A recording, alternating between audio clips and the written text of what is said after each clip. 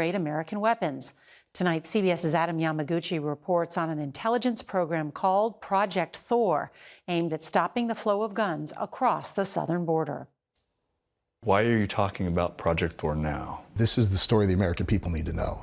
Going on! Former ATF agent Chris Demline led a law enforcement team that made a startling discovery in 2018. I had an intel analyst come to me one day. It was instantly apparent that the cartels had large-scale covert weapons trafficking networks all across the U.S. To stop it, they launched what, according to the ATF, would be the first U.S. intelligence-based project focused on international weapons trafficking. They called it Thor. This story is based on exclusively obtained government documents and interviews with half a dozen current and former officials with direct knowledge. The full scope of Project Thor has never been reported until now.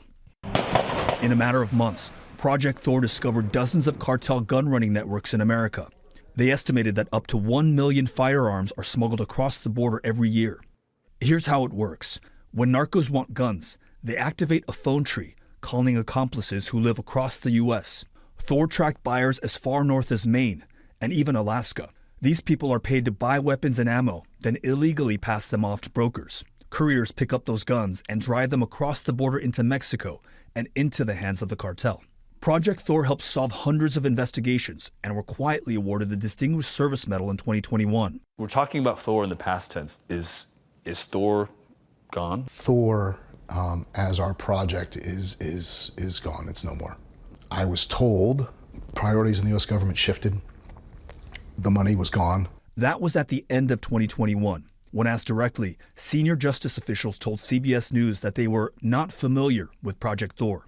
But in the spring of this year, the Biden administration said it was making it a priority to stop narco smuggling operations. We are sending dangerous weapons, particularly assault weapons, to Mexico. They're asking us, please stop it.